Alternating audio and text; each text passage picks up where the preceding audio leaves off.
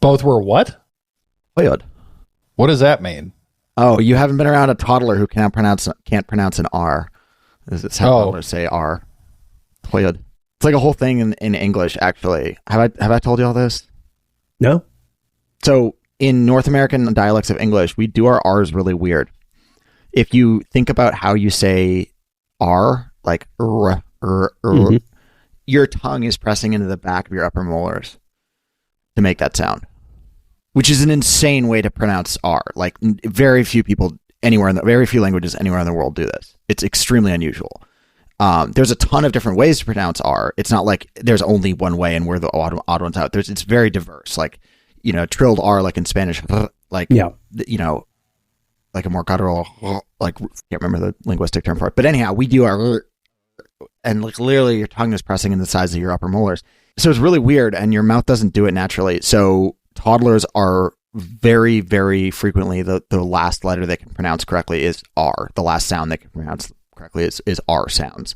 And so whenever you hear like a kid who can't pronounce R's, it's like a very common thing. If you're doing an impression of a kid, like I just did Toyod, like it's because they literally can't pronounce R because it's hard to do. So anyhow, there's your linguistics lesson of the day. We doing alleles here? Is that the...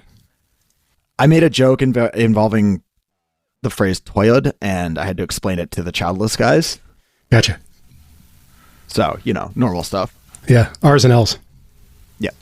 So I wake up this morning, and now apparently Donald Trump is having a normal one because the Democrat he pardoned didn't switch parties. Oh, boy. We are not switching parties is amazing. Like, honestly, I can't stand the man, but shout out to him for that. That's... Yeah, no. I mean... Is he that congressman in the RGV? Yeah. Yes. And he actually said, like last week, it's not new news that he's not going to switch parties. The reaction from Trump, I think, the fact it's finally percolated through is the news. And I mean... Only a short time after signing the capital P pardon, Congressman Henry Cuellar, how do you pronounce that? I can never pronounce it right. Cuellar. It would be. Cuellar. So yeah, Cuellar. I know how it's supposed to be, but I haven't taken Spanish in 20 years. Back to L's and R's discourse here. Yes. Yeah, exactly. Announced that he will be running, quote, running, unquote, for Congress again in the great state of Texas, parentheses, a state, capital S, where I received the highest number of votes ever recorded, exclamation mark, parentheses, as a Democrat, continuing to work with the same radical left scum, all capitalized, that just weeks before wanted him and his wife to spend the rest of their lives in prison, capital P, and probably still do. Yeah. Yeah, I mean, yeah, absolutely. Yeah, that's true. Yeah, absolutely going to jail. Correct. But hey, if it takes a Republican off the board on the RGV, absolutely, brother. Sure. I will say the fact that Cuellar isn't changing is a pretty interesting indicator of where this is not a man who has a poor feel for what's going on in his district. And the fact that he is like, no, I am better off as a Democrat in the RGV right now is very bad news for Republicans in the RGV. That's in the Rio Grande Valley, if you're not. So basically the southwestern edge of Texas. We talked about this a little bit on the podcast before, but my overarching theory of the RGV is that it got a gigantic federal money hose pointed at it during Trump 1, and that was substantially responsible for the differential swing in Latino voters that we saw in the RGV as opposed to elsewhere. I think it's that, and also just the inflation stuff. I mean, like, Latino voters were incredibly focused on inflation and relative to other groups even. And I think that played a big role in 2024 as well. There are other shifts that predate the 2024 swing that we saw mixed evidence for nationwide. And so, the RGV was a standout. South Florida is a standout. There are idiosyncratic things, and I think you're exactly right, Proctor, that the money hose is a big deal. But this time around, it's not really working that way, obviously. I mean, that's not where the money hose is pointed right now. No. Like in Trump 1, the emphasis was really on border enforcement. In Trump 2, the emphasis is on terror against minorities everywhere to try to reduce immigration demand, essentially, to try to keep people from trying to come across the border. Yep. But there's not anything like the tens of billions of dollars in federal response and wall building. That was a big deal during Trump 1, where there's dollars flowing directly to these relatively poor districts that just dwarf any other options out there. So, I mean, I think that if you buy that theory that this was essentially that, like, during Trump 1, Trump did the WPA but specifically for the wall in the Rio Grande Valley, that was a very effective economic program for those districts. He's not doing it now. All that ICE money is going elsewhere. Yeah. And they haven't been really aggressive about immigration enforcement in Texas the same way they have been in other places, but they have been doing quite a lot of immigration enforcement in Texas just by nature of the national baseline going up. And also, all politics is now national. So if there is an ICE raid in Chicago or Charlotte, it's going to show up in the social media feeds of people in the RGV or San Antonio or Dallas or Houston. So they have real issues there. I think the mistake everybody made in 2024 was the idea that there was this permanent realignment towards Trump based on very idiosyncratic factors specific to the context we were in. And I think it's going to be really important not to make that same mistake this time around with a Latino swing that all evidence points to very strongly. I mean, whether it's polling, whether it's actual election results, whether it's vibes, like everything is pointing to Latinos being like, absolutely not, dude, we're not doing this again. But it's going to be really important to not re-extrapolate that in the wrong way now that it's the idiosyncratic factors for the time being. We'll see if they turn into structural factors, benefit our side as opposed to Trump. I think it's because of Texas Tech. And that, in the business, folks, is what we call a segue.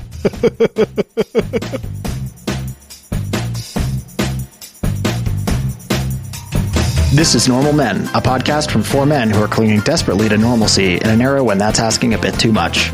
I'm George in Charlotte. In DC, I'm Proctor Malone. In outer Florida, I'm low-tax speedrun enjoyer. And I'm Ed in Boston. It's because of Texas Tech and their nasty-ass tortillas they make out there. So what, they're going to be the 4 seed? The 3 seed, I think. 3 seed. Well, okay, are they the 3 or is Ohio State? I don't know. Yeah.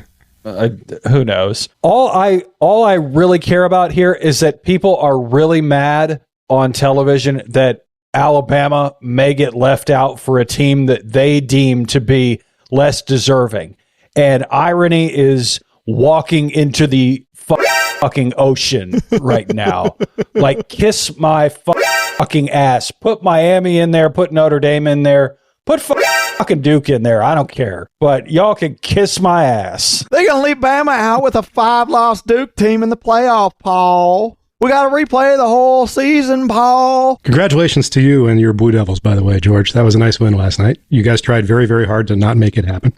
But ultimately, you won, and that's great. What are a couple pass interference penalties between friends? You know, Manny Diaz won the ACC before Miami. How about that? Beautiful. We love it. Okay, before we start waxing lyrical about this, I do want to explain the college, like, how does college football work for people that are not college football freaks? We promise we're not going to make this like every week going forward, but it just happens to be in the calendar right now. It really better not be every week going forward. No, it's not. But because I'm dying here. Yeah. So Ed, you can go for a walk, and I'll be back. We'll call you. All right. So low tax. This is your job. You need to explain how do you decide who the best college football team is every year, starting week 1 and then season champion, college, the conference championships, and then college football playoff. Are we making me explain things again after the Lane Kiffin thing last week? Yes, really? Because this is your area of expertise, and we're calling on you. Okay, so, week 1, we just decided by these arbitrary polls published by the Associated Press and USA Today. But ultimately, it is decided by a committee of morons who are athletics directors for all the various schools. And there are 12 teams chosen. Now, the committee is obligated to choose the top 5 ranked conference champions. So in that case, that would obviously be Indiana, which is a statement I never thought I would say. They're only playing the Happy Mellencamp songs in Bloomington. The second would obviously be Georgia, which is the SEC champion. And then I believe it would be Texas Tech from the Big 12, Tulane from the American Athletic Conference, and James Madison University. and I have no earthly idea what conference James Madison actually plays in. I assume their schedule is mainly made up of like the Virginia School for the Deaf and Blind and, you know, Richmond Community College and things like this. But James Madison is going to be in, and God bless him. I'll be honest. I thought that James Madison played in whatever conference you get relegated to if you suck bad enough in the ACC. They probably should. That probably should be the way it works. Okay, so those are the five. Those are the five who are guaranteed to get in unless the committee decides that an 8-5 Duke is better than a 12-1 James Madison, which low key they are, but no one's going to believe that.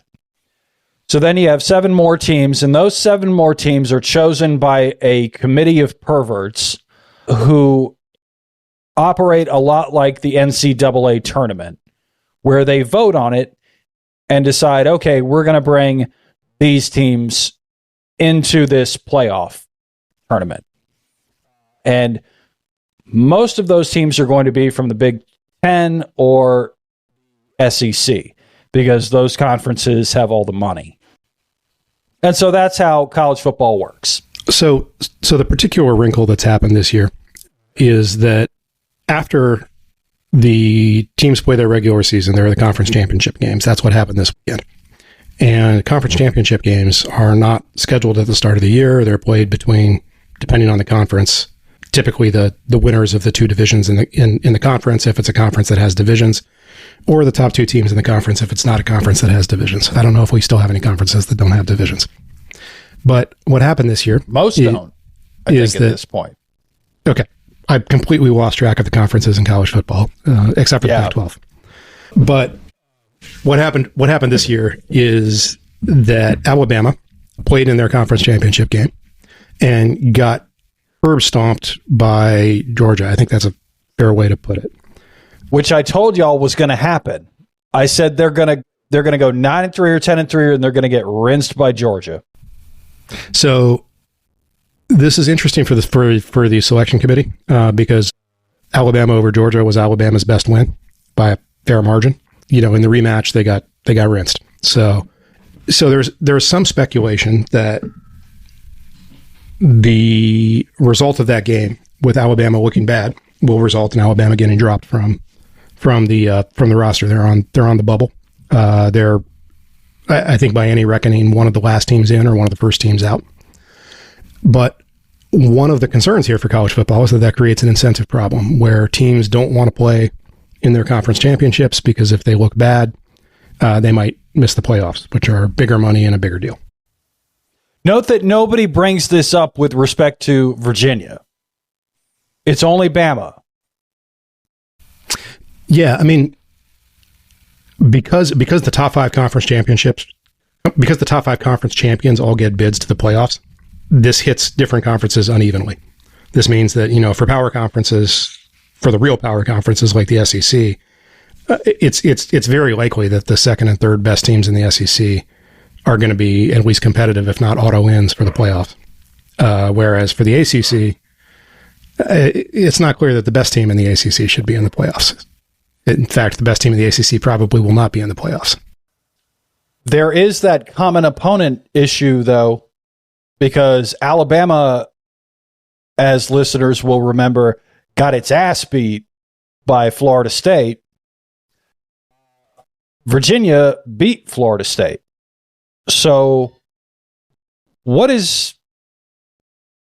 should Virginia not be in that conversation? Like, I understand there's a thing in college football, folks should know, that whenever Bama is in danger of being left out of the playoff or the championship game, there's this idea that, well, Bama has really only lost to teams who beat Bama. And those should really count as wins when you think about it.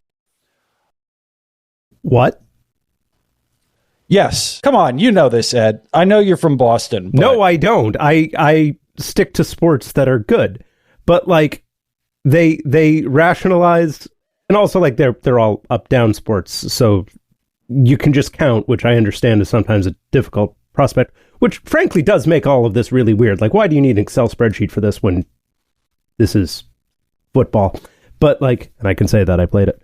But like, how do they rationalize this? Is it just like they think, like, does Alabama... This is a sentence I never thought I'd say. Does Alabama just think they're special? Yes. Yes. Oh, okay. Fair And enough. pundits think they're special too. So there actually is an underlying problem here, right? Which is that these schedules are unbalanced. Different teams play radically different strengths of schedule. You can schedule cream puffs deliberately. You can schedule very, very easy opponents heavily if you want. And the strength of the different conferences is also wildly different. I mean, it really is harder to play an SEC schedule than it is to play an ACC schedule. That said, the records are the records. It's not like we've had a good system for identifying the national college football champion in the past. False. We had a good system. It was called the BCS. Leave it to the computers. Yeah, I mean, this People got so mad at the BCS. The BCS was right. And to do the playoff, what they should have done is none of this committee thing. Just use the BCS and pick the top 6 teams. Top 2 get a bye. Everybody else, it's a play-in. 6 teams. There's never more than like 4 teams who should reasonably be considered for the national championship. If you want to go to 6, at the max, I would say 8. But that's what it should have been done. Not this committee nonsense. Like, we need to stop with this basketball brain that is polluting the sport. we're not going to stop with the basketball brain. We're going to have No, I know. 16 teams soon, and who knows? Maybe we're going to wind up with a 32 team playoff. There is just no As the way. resident basketball liker, I would like to asterisk that no one cares about college basketball. Thank you. I care about college Oh, basketball. come on. That's one of the best weekends of the year. Yeah, but that's because it's like what your school is good at. I'm talking about normal people. Sorry. Then again, I went to UMaines, and no one cares about college hockey either. So everyone is dismissed here. How do you watch a thing where they shoot like 25% from the field, George? It's not about the skill, it's about the intensity of the people doing it, and that is why MLS is good as well. It's the exact same theory there, right? Like, MLS is the NCAA basketball tournament of the soccer world, because everyone is running their absolute legs off and panicking, running around like just madness, and their skill level is not at the level you would hope for a very strong professional league. MLS's toddler soccer is the best idea I've heard all day. Let's George, be real here. It's because you went to Duke, and it's a part of the culture. No, but I liked the NCAA basketball tournament before I went to Duke. I mean, what kid interested in sports hasn't spent that first round weekend locked in and watching just basketball all day for the entire weekend? It's just like, come on. Me. You were interested in sports when you were that age, though? Come on. Yeah. I have been a sports head most of my life. It was like after I did some analytics stuff that I was like, wait, the weighted number generator cartoon is real, and then kind of stopped watching. What are we going to do with these guys, Proctor?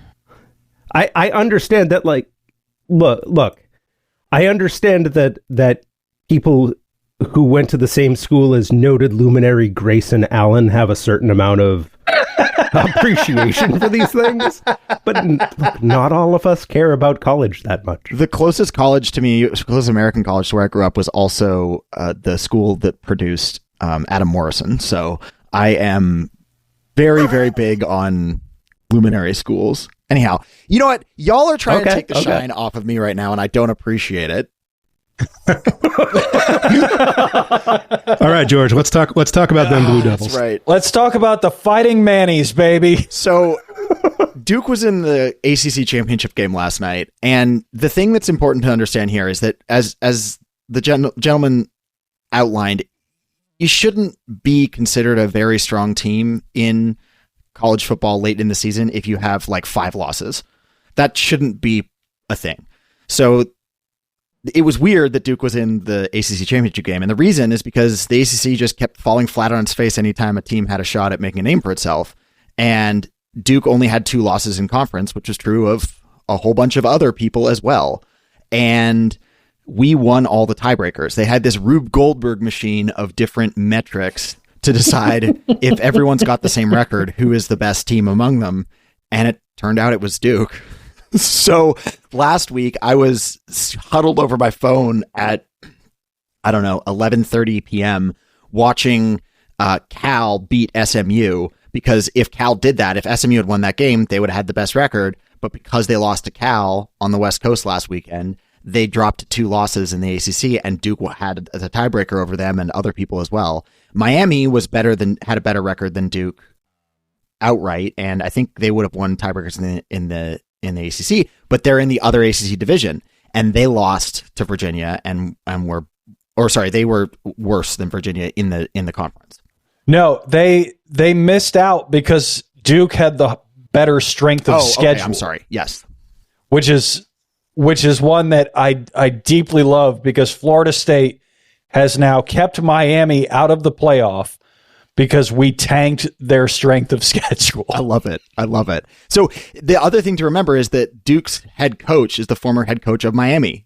Manny Diaz was the head coach of Miami, and he ended up getting fired because he couldn't get Miami over the hump into like the top tier of national teams. They were good. They've been good for years, and but they haven't ever competed for a national championship they've been on the cusp of that elite level. I'm getting a hand signal from Lotax here. Miami hate week runs 52 weeks a year, baby. Yeah, that's true. Manny was not great at Miami. He was like a 7-5, 8-4 kind of coach. Right. And he appears to be a kind of 7-5, 8-4 kind of coach at Duke. But 7-5, 8-4 at Duke is a much, much bigger deal for that school than for Miami, who want to compete for national championships. So, right. Anyhow, so Duke ends up in the ACC championship game against Virginia. Duke is 7-5. Virginia is 10-2. And if Virginia wins, then they're a 10-2 team in a Power 5 conference, and they've won the conference, and they get their bid to the college football playoff. They won't be one of the higher ranked teams, but in the playoff. But they're in. They're going to make the playoff.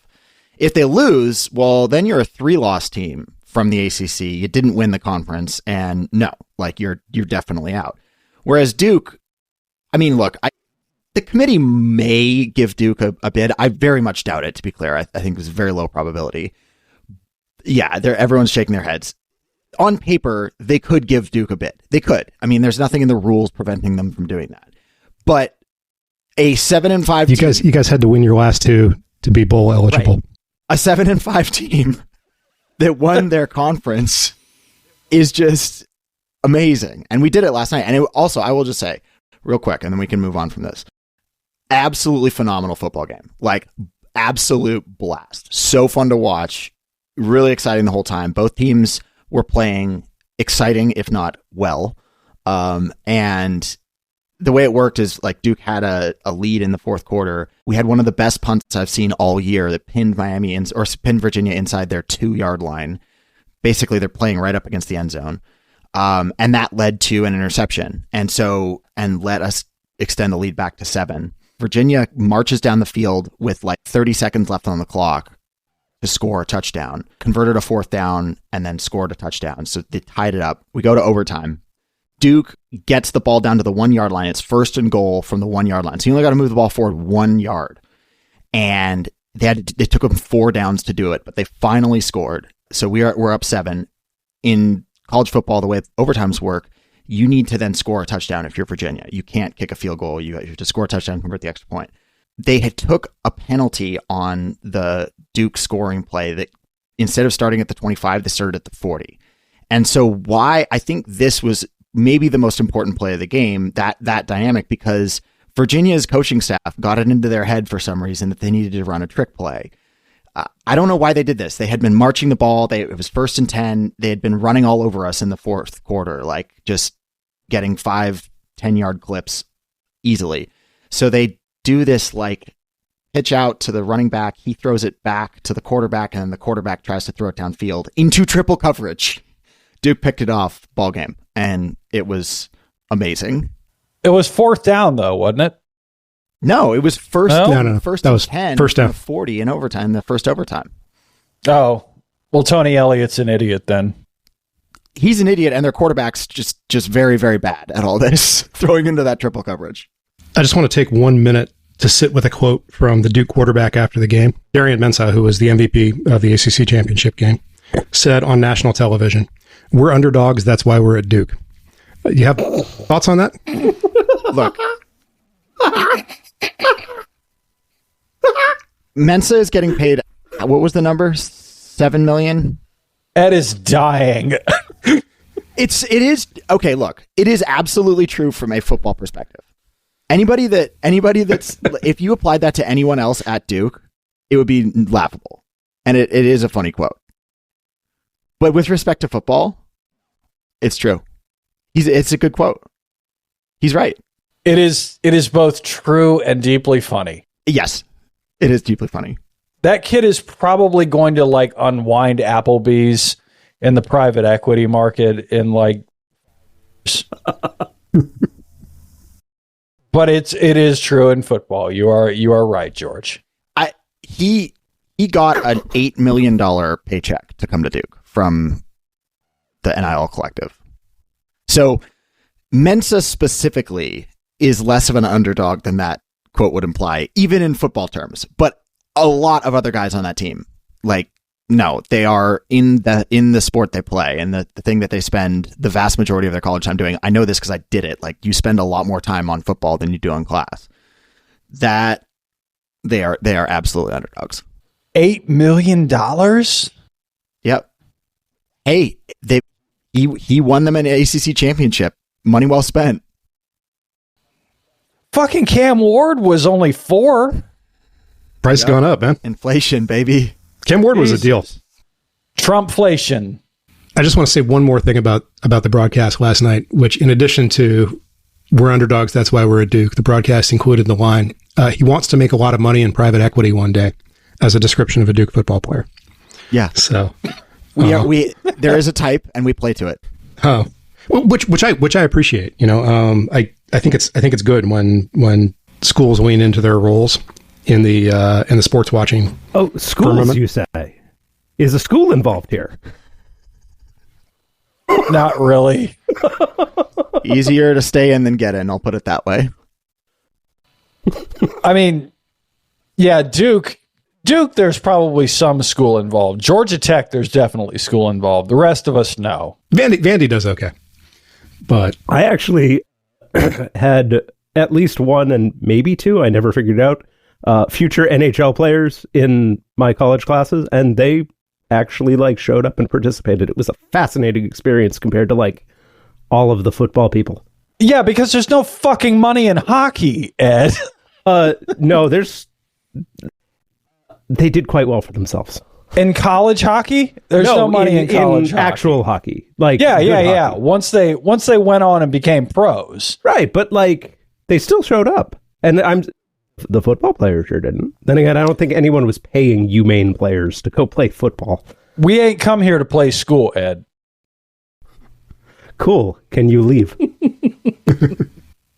So in other news this week, the Supreme Court of the United States of America granted cert, which means that they're going to hear the case on birthright citizenship. They're going to hear whether or not the 14th Amendment of the United States, which guarantees citizenship to everyone who is born in the United States, actually, in fact, guarantees citizenship to everyone born in the United States.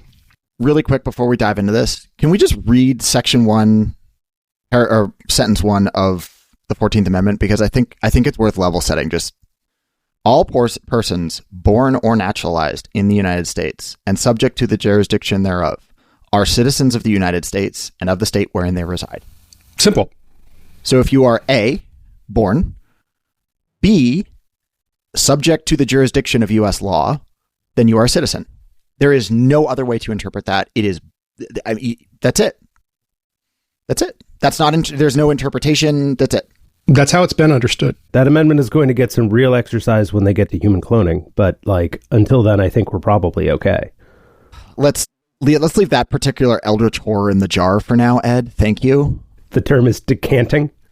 Is Yes. that the term? Oh god. Well, it's in sci-fi, like Well, the 14th Amendment is a Reconstruction Amendment. In the eyes of the majority on the court, those don't count. it's true.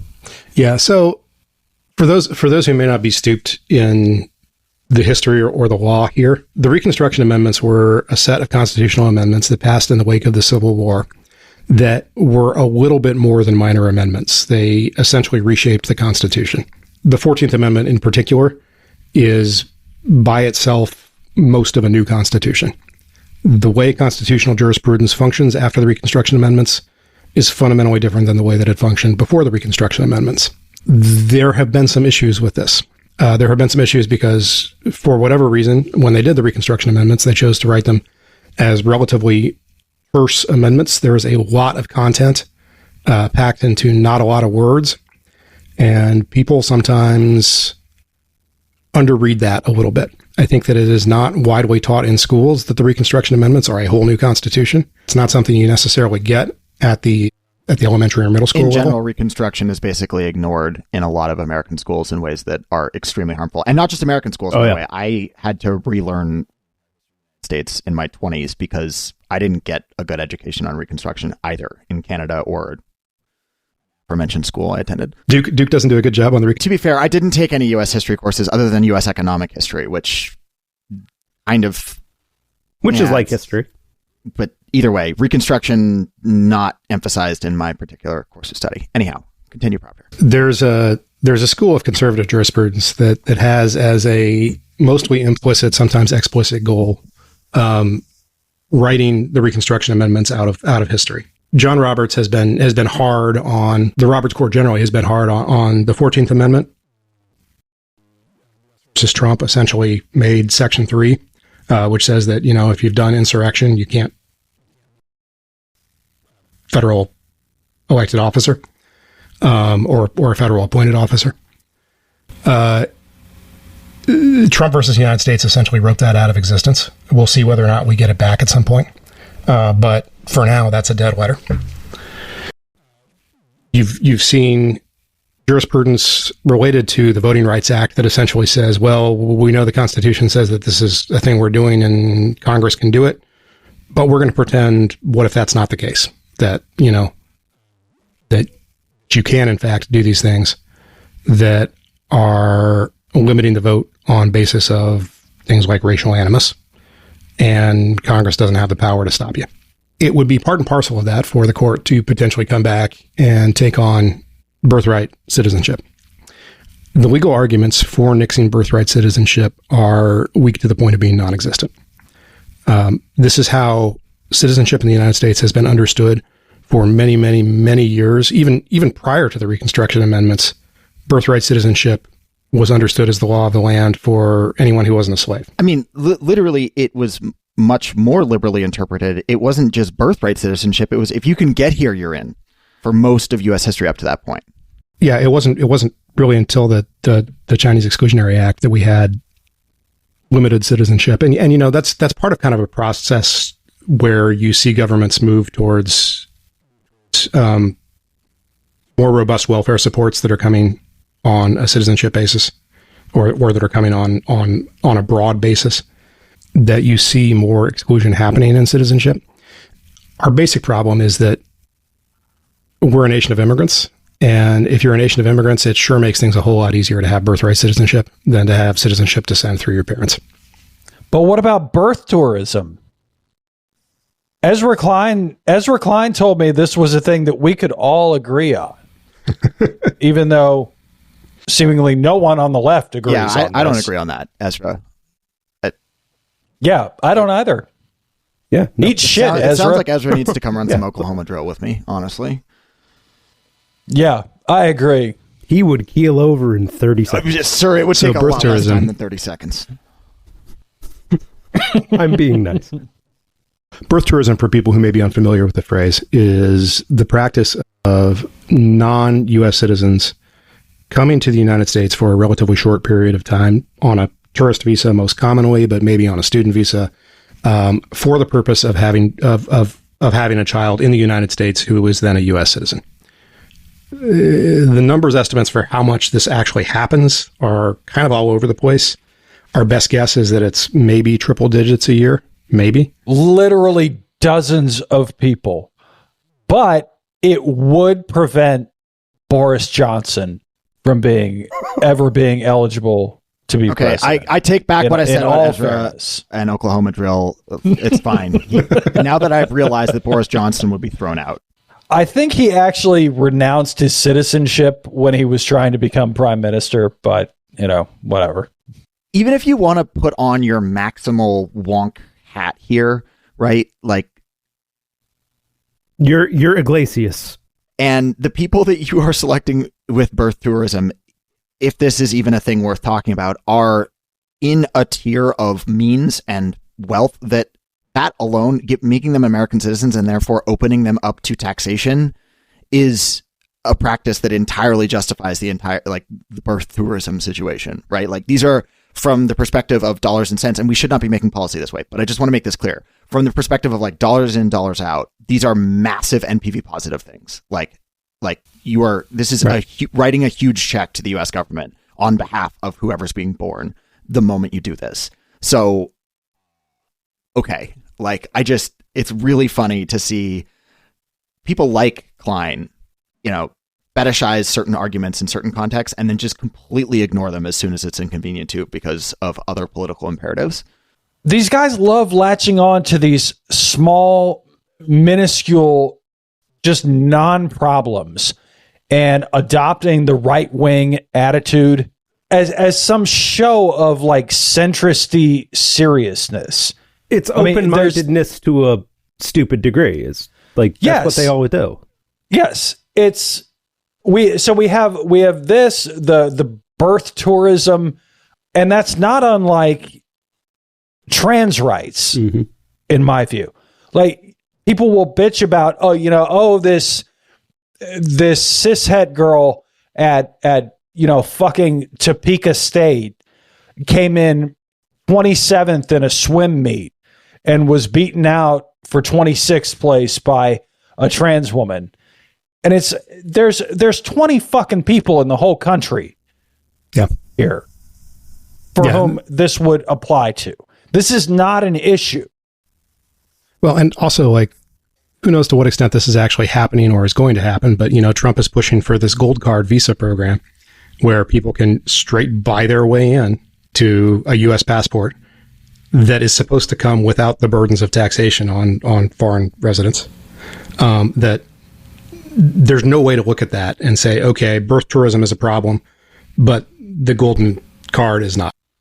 I'm really looking forward to seeing how that tax stuff shakes out in about 2.5 years. I don't know if we have any kind of numbers on how many of those gold cards are actually being issued on account of, it being none illegal. I think there's a question market for it, actually. Yes. Really? I guess that's a nice way for people to hedge if you happen to be a Saudi princeling who is counting on their gold card. Well, it's tough to get liquidity, but currently the market is priced at 0.5. That is like 0.5 gold cards. Just not going to happen. Zero chance. It's been, I haven't followed the news on this closely, but since late June, it's been essentially zero. And non-trivial amount of volume, honestly, like $2.3 million traded over the course of the past 7 months. So insofar as birth tourism is a problem, it's a very, very small problem. It's difficult to point to actual harms that come from birth tourism. It's difficult to point to a birth tourist other than perhaps Boris Johnson, who has U.S. citizenship, but we kind of wish they didn't. It's just this is a tempest in a teapot.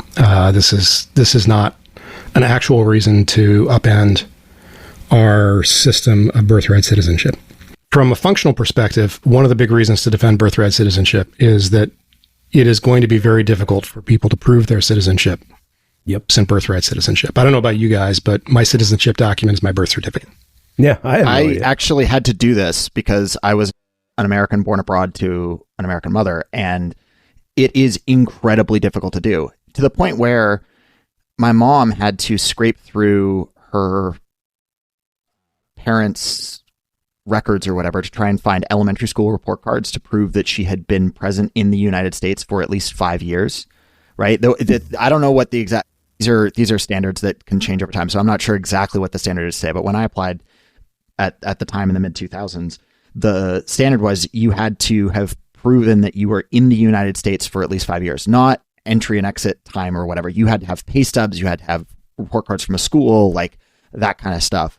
Proving that is incredibly difficult, right? Like it is really genuinely hard to do from the perspective of like 30 years later. And that's if you're a relatively well put together, organized, professional person who attended college and grew up in the middle class and whatever. If you have any, challenges around that in your personal history, good luck, man. Good luck. You're just not gonna be able to do it.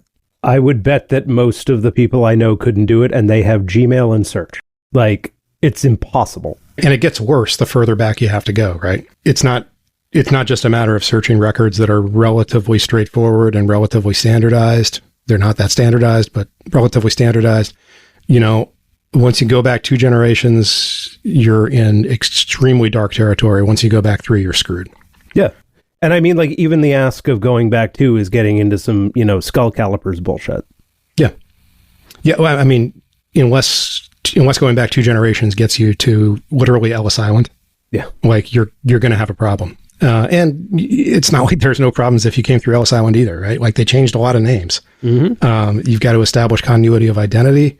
It's just, this is something that should be interpreted not just as a threat to people whose parents were not citizens but were born in the United States. This should be interpreted as a threat to people who are otherwise feeling very secure in their U.S. citizenship.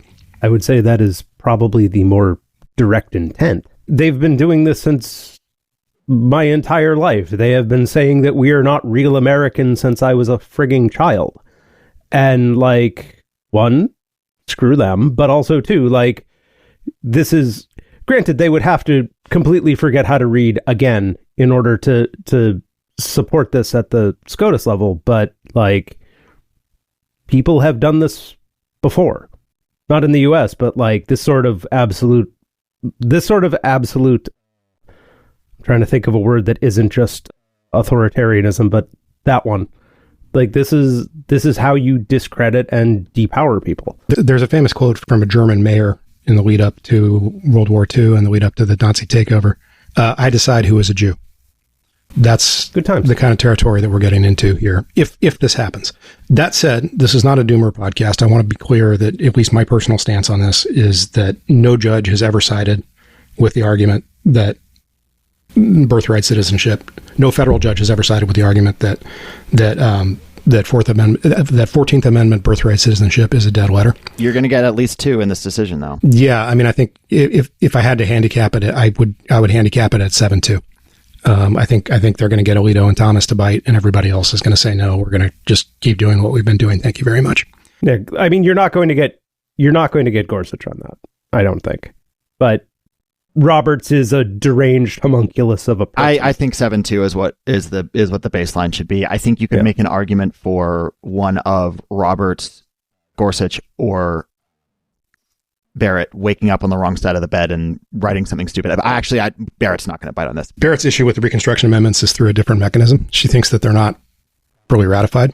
At least she's been sympathetic to that view in the past, which is an abominable view. It says volumes. But like, it's a different argument. I don't think she's going to bite on this. That said, like, the reason people are worried is because the stakes are very high. Even if it's a relatively low probability event, even if people are saying, yeah, it's probably going to be fine. It is certainly more likely today, now that SCOTUS has taken cert, than it was last weekend when SCOTUS had not taken cert on this case, that there's going to be an adverse outcome. What was the decision on the prior court? The appeals? They said birthright citizenship is good. No federal judge has ever sided with the argument that the anti-birthright citizenship people are making. So the fact that they're taking it up raises the probability of the really bad outcome, does it not? It does somewhat. This is something that's kind of been percolating. This is getting into Legal Academy slap fight stuff here that I don't want to get too far into because those guys buy ink by the barrel. But this is a relatively recent legal theory that has essentially been invented over the course of the past year. It wouldn't be crazy for SCOTUS to take this just to slap it down and say, no, we're not doing this shit. We're going to know a lot more once we get to the oral arguments. I think that's going to be really the next scare card, the next gut check on how likely it is that something's actually going to happen here. Do we know when that is yet? I don't know if they've set a date for the orals, but I'm assuming that this is slated for them to try to decide in the summer term. But I should probably check a calendar before I try to speak authoritatively on that. This is going to be when Gorsuch writes his great land back dissent. I mean, he's already come pretty close on a number of those related to Indian law. Gorsuch is going to have a concurrence saying that, no, you don't have birthright citizenship for the United States of America, but you might have birthright citizenship for a tribe, depending on where you were born. I really am pretty optimistic about the outcome of this case, and I don't think I'm being Pollyannish here. This would be a surprise bigger than Duke beating Virginia. Damn. Hold on a second. That wasn't. Virginia were only 3.5-point favorites. So, really? Oh well. This would be a much bigger surprise than that. Did anyone not expect Duke to beat Virginia, other than Las Vegas? Apparently, Virginia beat Duke like 3 weeks ago. Everybody, look. Rematch always goes to the team that lost in the first game. Ed is turning a slightly more intense shade of pale. So. So let's. Why are you like this, Lotex? Let's move on from college football. We spent enough time on that over the past few weeks. I regret my participation in this. See, normal men listeners, I am the normal one now, and I'm here for you. Getting way too into college football is actually the most normal activity imaginable, and I reject this narrative from Mr. Ed over here. Have you considered having a wood shop? The one other explanatory thing I want to say about birthright citizenship is we mentioned the subject to the jurisdiction thereof clause. That has always been understood to be referent to ambassadors and children of ambassadors. That, you know, if you're the ambassador from France and you're in the United States, you're not subject to the jurisdiction of the United States. You have diplomatic immunity, and your kids are not automatically U.S. citizens. People are trying to make that clause out to mean something very different than what it means, but that's always been what it's been understood to me. I'm in favor of preventing the ambassador from France having his children get U.S. citizenship, to be clear. We really are going to do the go around all of Europe and insult all of them, aren't we? Yeah, what European diplomats' children would we be accepting of as Americans? I'll go with the Scandies. Yeah. Norway, Sweden, I think Spain, and Finland. Portugal, Italy are all right. I think they'd be fine. No, not Italy. No. Spain, Portugal. I might give the Irish a pass. Your Maltas, your Cyprus's. Cypriots, yeah. Nah, never mind. Plural of countries named Cyprus, not plural of people from Cyprus. Forget it. It's fine. Cypreses. Liechtenstein. The Norwegians did some nice embassy outreach this week. I don't know if you guys saw those videos. We'll throw them in the show notes. That was the most thirst-trappy grilled cheese I've ever seen in my life. I mean, they know their audience. Yeah.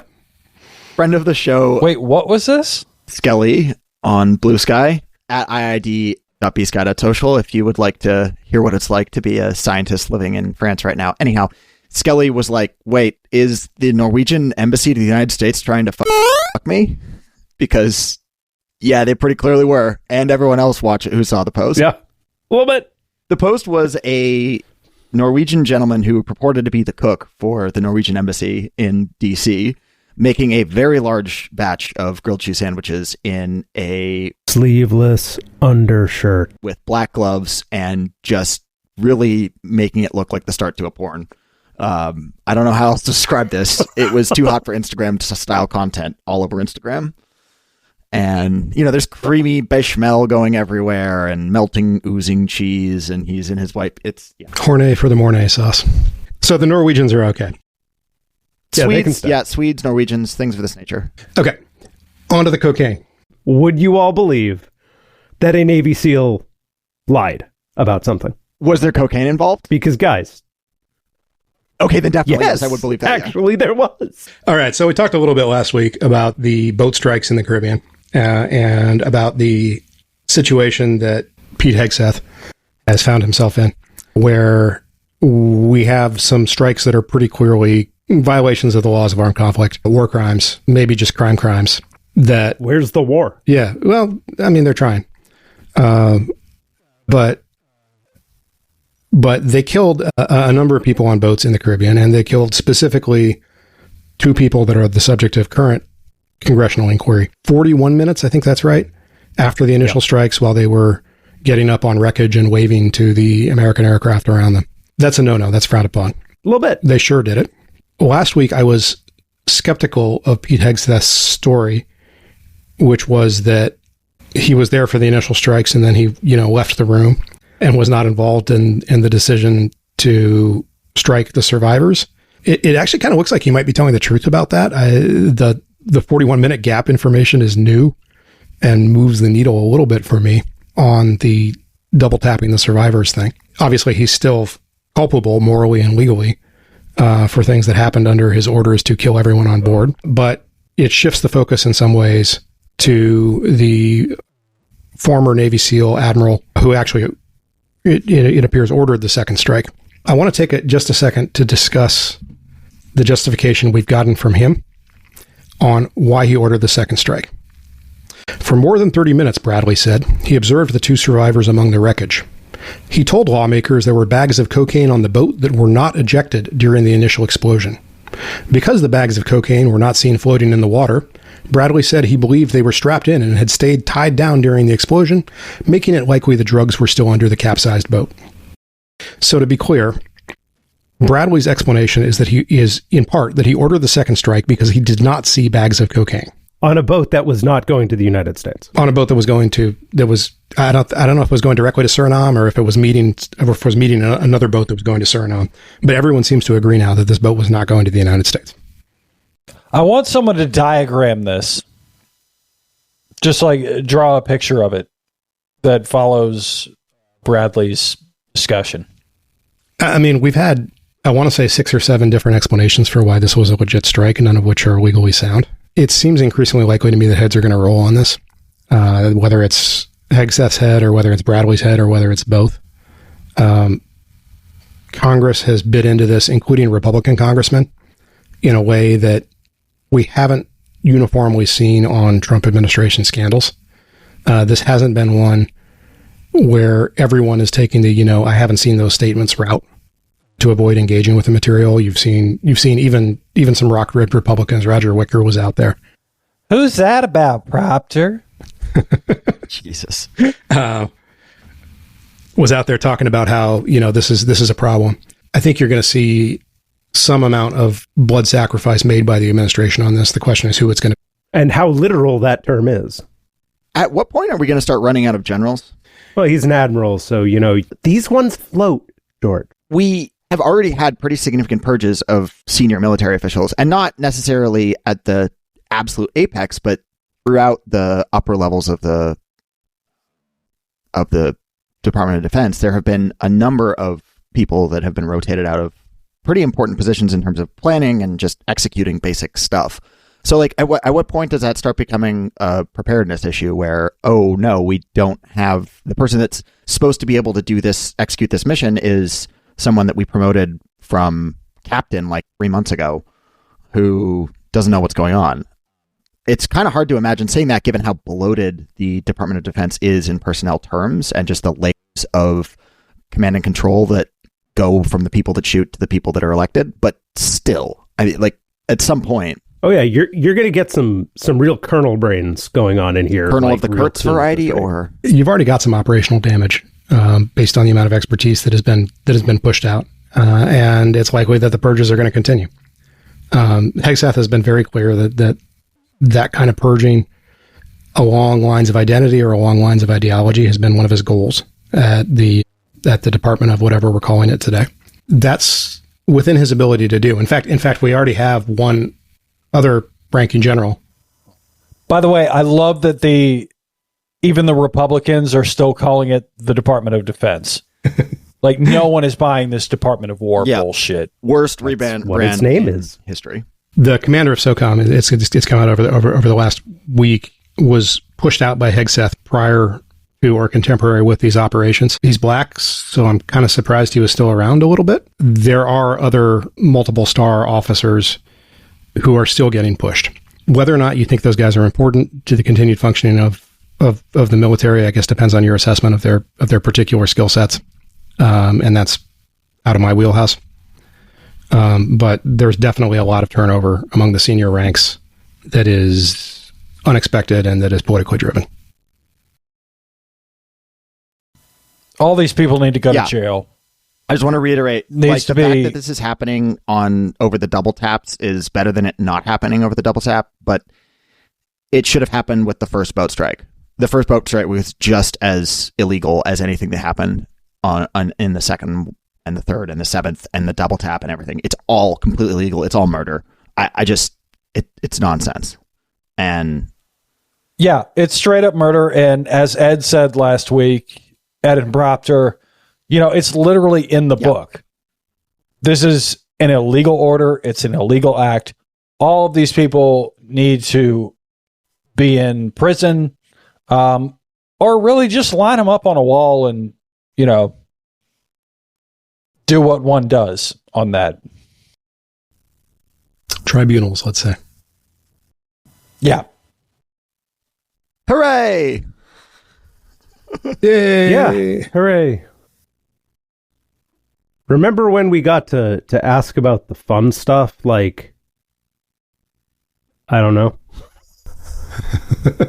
Like, seriously, this is exhausting. And, like, that's obviously the point, right? Like, they are doing this to exhaust people who have consciousness. I just meant to say conscience, but we'll take consciousness as well. Because when you're on that many drugs, it's certainly debatable. Just wish it wasn't so stupid, guys. I mean, like, you've still got saber rattling towards Venezuela as being one of the dynamics here. What do y'all thoughts? That's Do ongoing. you actually think they're going to trigger and attack Venezuela now? No, because Americans might die, and Donald Trump is terrified of that. Then again, Yeah. Stephen Miller might be the one running the country. Who knows? I think that the threat is more important than the follow through. They keep giving these kind of empty ultimatums to try to get personnel action in there, and Maduro's not moving. Stephen Miller is too worried about yelling at Tom Homan over not going after Home Depot. I didn't see that quote. What happened there? It's a little older, but Miller was yelling at the collection of goons that, why are you looking for people who are doing crimes? Just go to Home Depot type of stuff. Right. Okay, Yeah. that was what, back in March or April? Time is fake. I don't know. I think it was August, but yeah, who the That's hell the knows same at this thing. point? We did have one other major international development this week, which is that Trump, in a great surprise, won the inaugural FIFA Peace Award. We're just moving directly to flattery and bribery as the international coin here. Listen, you can't mock this when they gave the Peace Prize to Kissinger. I'm sorry, like, is it stupid? Yes, but the Nobel Peace Prize has always been but stupid. this isn't the Nobel Peace Prize. This is an invented prize that Infantino over at FIFA cooked up to make. No, Trump right. I mean- It's a parody prize. And especially for an organization like FIFA, which just held a couple years ago the World Cup in Qatar, where 9 billion slaves died building a fucking soccer stadium. They're going to hold it in Saudi Arabia in 4 years after this one too, or 4 years after 2034 will be in Saudi Arabia.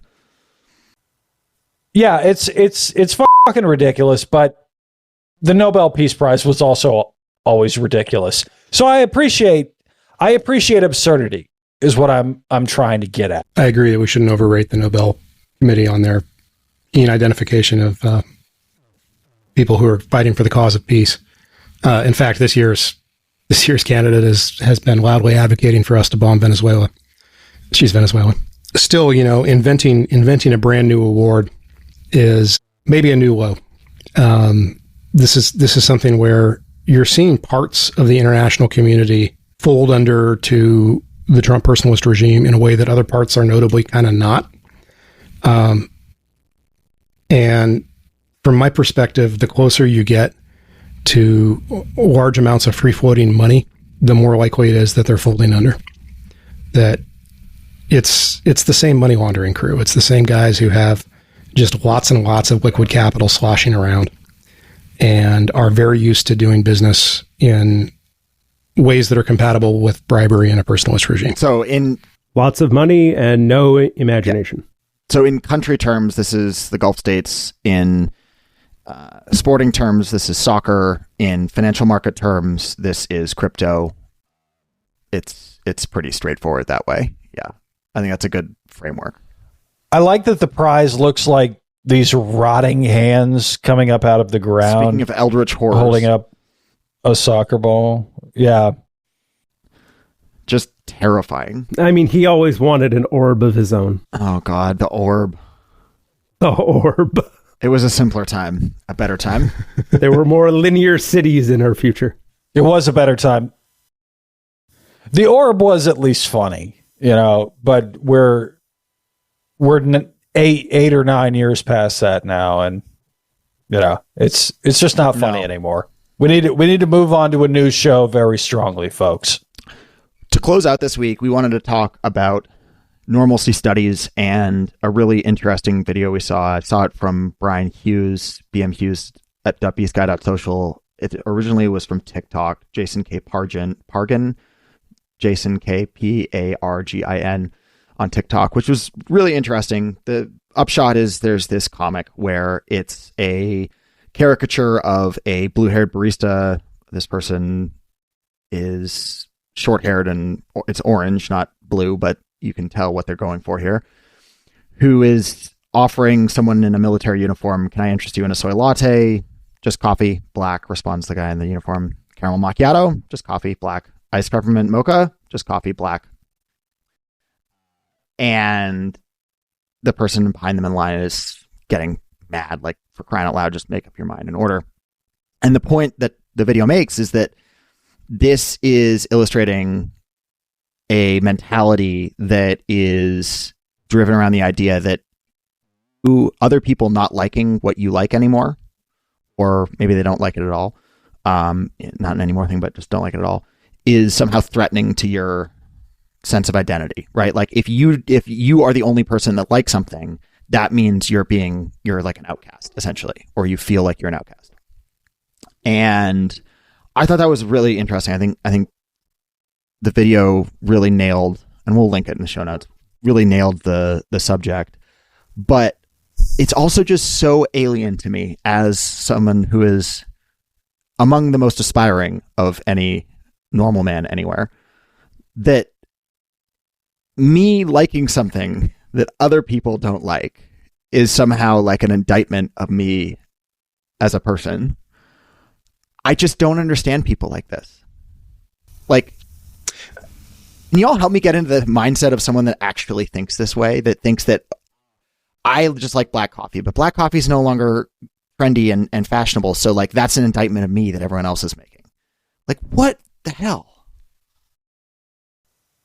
The answer is, who gives a shit? I mean, yeah. You like what you like. Totally. Eat what you like, drink what you like, listen to what you like. There's a fun aspect to this. I actually think of British food discourse on Blue Sky with this. Because why do you make me have to go bleep something? Because you hadn't had to do it all day. That's true. We've been very good. But people will get really mad about this. The Brits get really mad about this. There's a fun way to do this, right? You're shit talking about things you like versus things other people don't like, or things that other people imagine they would not like, as a kind of meme thing. But none of it should be serious. And at the end of the day, who gives a shit? Yeah, I mean, I totally agree with that. I just am curious to get inside the head of, or attempt to get inside the head of somebody. Like, what happens to your brain to make you think that way? This is one where I have a certain amount of direct perspective, given how I grew up. But for those who do not know, I grew up in a very conservative family. And like, there's two parts of it, one of which that I think is very tied to conservatism as a thing in the United States, and one that is just sort of more of a general thing. Well, two maybe. We'll figure it out. We'll all figure it out as we go along. One is the obvious fear of change, right? It's like, the world has changed and that's scary, and sure, whatever. I own 3D printers now. The world has changed and it's better, I tell you. There's a real conformist streak, particularly to the right wing, like in terms of how they want to push memes, but not the kind that have impact fonts, the spread of ideas, right? Like, this is why you see them all jumping on in various forms, things like Charlie Kirk, right? Like, most of them had no idea who Charlie Kirk was before he caught a bullet. But suddenly now there's a guy down the street from me who is flying freedom flags that have Charlie Kirk's signature on them. I can guarantee you he did not know who that guy was. And then like things like, oh, but my black coffee is no longer part of the centralized flow of things, right? Like, it's off the meme, is scary, because then it's like, am I now an outsider, right? It's the in-group, out-group thing all over again. And then sort of the second part of it in that vein is the implication, and this is a little less for the coffee one, but this is kind of just a one-to-one for vegans, right? Or vegetarians, or anyone who, I mean, like, take me, for example. I think college football is a crime. Sorry, guys. Right? Like, I actually have I have very strong, like, political opinions about college sports in general and the salting of the earth thereof. But, like, I don't judge people who like them for that. However, it is very possible, and I have kind of moderated the way that I approach these things a little. I'm not good at moderation. To like not imply that, because I don't care what people like. Then you go to the vegan thing, right? Where it's like somebody who says, no thanks, I don't eat meat. And now suddenly it is an attack on your identity because there is an implication of moral superiority. Conservatives and conservative leaning people, which I would actually, in this sense, not the Trump fascist kind, but the general idea of a conservative person, I think very much is sensitive to the idea of being out of the moral step. And while it's a coffee in this case, I think that that's kind of the line that's being drawn here. So I drink black coffee every day because coffee is a purely utilitarian thing to me. I wake up at 5 a.m. I make a cup of coffee. I'm just trying to get caffeine in my system so that I can get up and go and do my thing. These guys love to come up with these dumb fucking tribal markers and then cry about them and try to pretend that there's some great nation of people somewhere out there who are trying to stop them from enjoying their little tribal markers. And it's bizarre. It is extremely abnormal. Eat what you like, drink what you like, watch what you like. They obsess over pop culture, whether it's television shows or music. You know, we all saw the Sabrina Carpenter thing. That was great. Yeah. This week. I had no earthly idea who the fuck Sabrina Carpenter was. You missed the discourse around her last album? That whole... I mean, we're not going to get into that here, but if you did miss that discourse, felicidades is all I'll say. Like, yeah, was that... Yes, it was that one, Lotex. The one with the dog collar thing? Yep. Yeah, okay. So, I could not care less about pop music. Like, I'm 41 years old. I'm a child of the grunge and alternative era, and I know that it's not for me anymore. Right? Top 40 music is not for me anymore. It hasn't been for me in... You just call it top 40 music. Yes. because I'm 41 years old. I am 30 or 40 years old, goddammit. It hasn't been for me in 30 years. But who gives a shit? Pretty much. Like, you just have to acknowledge that culture has passed you by. And you have to stop getting mad at things that are not an attack on you. So I will give it the strongest possible, like, I will steelman this, and I apologize for using that term.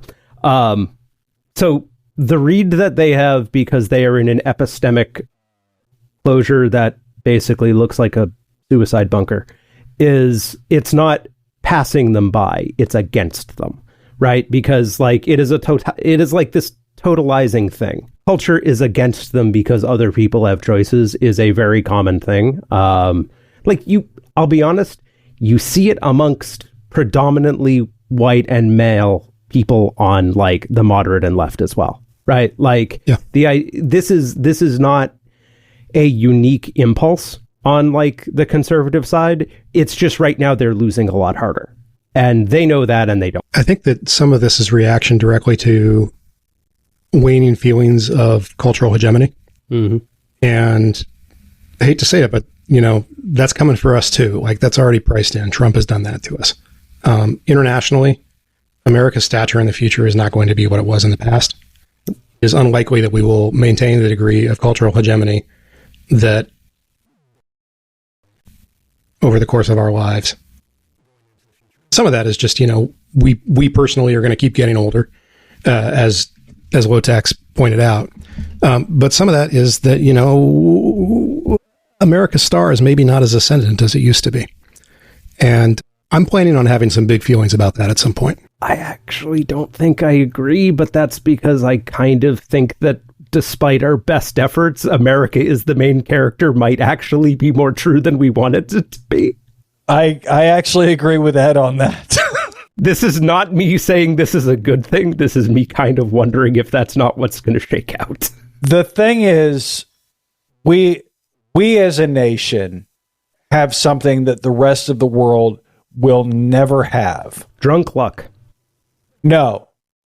Although, yes, also that. Ireland's got that. We knew soccer was bullshit.